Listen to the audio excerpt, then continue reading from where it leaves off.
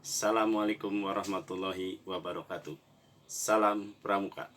Adik-adik yang kakak cintai dan kakak banggakan.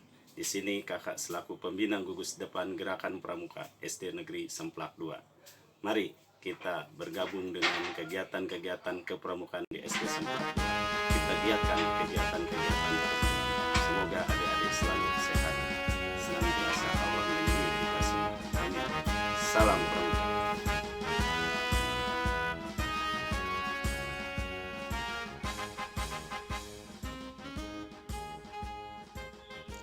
Sejarah Pramuka masuk ke Indonesia. Sejarah Pramuka di Indonesia tidak terlepas dari gagasan Baden-Powell yang merupakan Bapak Pandu sedunia. Lord Robert Baden-Powell of Gilwell menuliskan pengalaman dalam pembinaan remaja di negara Inggris yang kemudian tumbuh berkembang menjadi gerakan kepanduan atau kepramukaan. Ide cemerlang Baden-Powell yang ditulis dalam buku Scouting for Boys menyebar ke berbagai negara termasuk ke Netherlands atau Belanda dengan nama Pathfinder. Oleh orang Belanda, gagasan itu dibawa ke Hindia Belanda atau Indonesia yang merupakan wilayah jajahannya. Lalu didirikanlah organisasi dengan nama NIPV atau Netherlands Indische Pathfinders Vereniging atau Persatuan Pandu-Pandu Hindia Belanda. Melihat dan memperhatikan gerakan kepanduan tersebut, maka tokoh-tokoh gerakan nasional berniat mendirikan Pathfinders atau Pandu untuk anak bangsa, dan kemudian muncullah Pathfinders Indonesia seperti JPO atau Javanese Pathfinders Organization, JJP Jong Java Pathfindery, NATIPIG atau Nationale Islamse Pathfinders, SIAP, Sarekat Islam Afdeling Pathfindery, dan Pathfinders Muhammadiyah yang kemudian menjadi nama Hizbul Wathan atau HW. Sejarah telah mencatat bahwa gerakan pramuka atau kepanduan turut berperan aktif dalam Kongres Pemuda pada tanggal 28 Oktober 1928 yang mencetuskan Sumpah Pemuda, sehingga kepanduan Indonesia semakin berkembang. Kiai Haji Agus Salim mencetuskan ide untuk mengganti Pathfinders dengan nama Pandu atau kepanduan setelah adanya larangan pemerintah Hindia Belanda menggunakan istilah Pathfindery.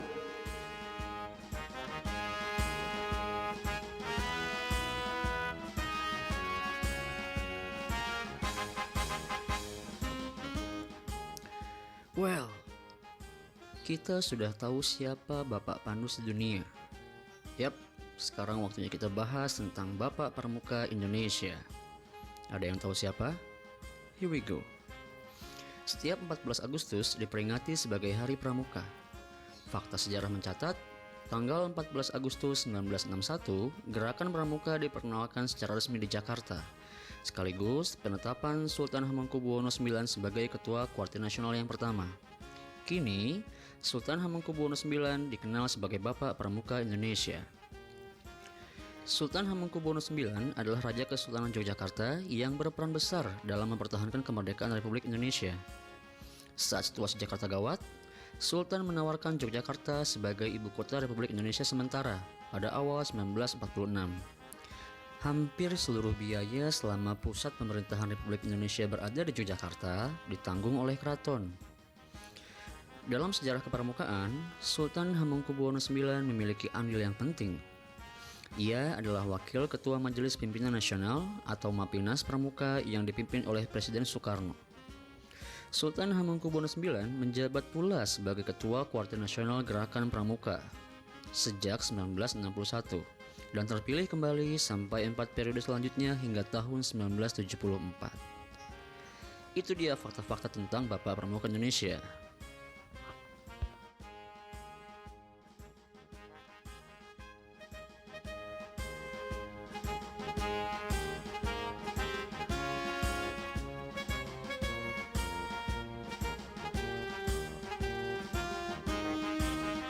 Salam Pramuka.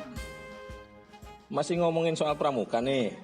Dalam gerakan pramuka, ada beberapa tingkatan yang digolongkan sesuai usia dan tingkatannya. Nah, buat kamu yang nggak tahu sama sekali dengan penggolongan dan tingkatan dalam pramuka, Ada baiknya kalau kamu simak yang satu ini. 1. Siaga. Siaga adalah sebutan bagi anggota pramuka yang memiliki rentang usia 7 sampai 10 tahun. Biasanya sih anak SD kelas 1 sampai 4. Satuan terkecil dalam golongan siaga biasa disebut barung. Setiap beberapa barung dihimpun dalam satu satuan besar yang dinamakan perindukan. Satu barung biasanya diisi 6 sampai 10 orang anggota pramuka siaga dan dipimpin oleh seseorang pemimpin barung atau pinrung.